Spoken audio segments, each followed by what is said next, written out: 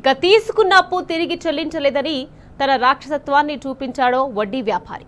అప్పు తీసుకున్న రైతు వ్యవసాయ భూమిలో పంటను ట్రాక్టర్తో నాశనం చేశాడు. ఇక జోగులాంబ గద్వాల్ జిల్లా ఉండవెల్లి మండలం మూరమునగాల గ్రామంలో ఈ అమానుష ఘటన చోటు చేసుకుంది.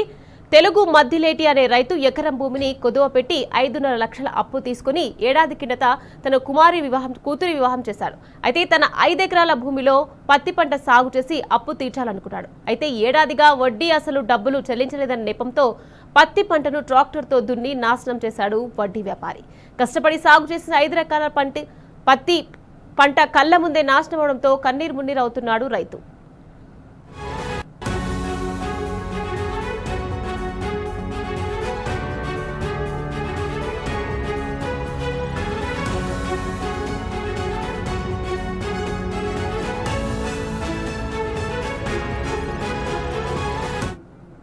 రైట్, ఇక ఇదే అంశానికి సంబంధించి మరింత సమాచారాన్ని మా ప్రతినిధి నరేష్ మనకు ఫోన్ లైన్ లో అందించేందుకు సిద్ధంగా ఉన్నారు.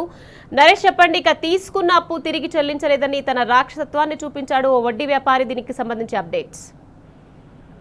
జోగులాంబ గద్వాల జిల్లాలో వడ్డీ వ్యాపారులు రెచ్చిపోతున్నారు. అప్పు తీర్చలేదని ఓ రైతు పట్ల అమానుషంగా ప్రవర్తించినటువంటి ఘటన ఉండవెల్లి మండలంలో చోటు చేసుకుంది. ఉండవెల్లి మండలం మారమునగాల గ్రామానికి చెందినటువంటి రైతు మద్దిలేటికి సంబంధించినటువంటి పొలాన్ని మొత్తం పత్తి చేను మొత్తం కూడా ట్రాక్టర్ తో దున్ని రాక్షసంగా ప్రవర్తించాడు వడ్డీ వ్యాపారి.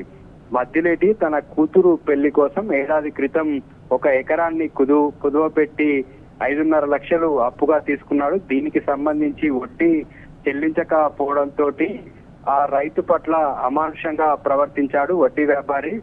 ట్రాక్టర్ తోటి తన 5.5 ఎకరాల పొలంలో పత్తిని సాగు చేయగా దాన్ని పూర్తిగా దున్నేసి రాక్షసంగా ప్రవర్తించాడు. వడ్డీ చెల్లించకపోవడంతో ఈ విధంగా ప్రవర్తించడం పట్ల రైతు కన్నీరు మున్నీరు అవుతున్నాడు. ఏదో విధంగా అప్పు తీర్చుదామని అనుకున్నానని ఆ విధంగానే పంటను సాగు చేసి పంట చేతికొచ్చిన తర్వాత అప్పు చెల్లిద్దామని భావిస్తే ఈ విధంగా పంటను నాశనం చేయడంతో రైతు కుటుంబం అంతా కూడా శోకంలో మునిగిపోయింది. రైతు ఆవేదన వ్యక్తం చేస్తున్నాడు. వడ్డీ వ్యాపారులు ఈ విధంగా అమానుషంగా ప్రవర్తించడం పట్ల కూడా తన ఆగ్రహాన్ని వ్యక్తం చేస్తున్నాడు. జిల్లాలో పలు చోట్ల కూడా ఇటువంటి ఘటనలు జరుగుతున్నాయని ఈ వడ్డీ వ్యాపారుల అరాచకాలను అడ్డుకట్ట వేయాలని చెప్పి కూడా రైతు కోరుతూ ఉన్నాడు. Right, thank you Naresh.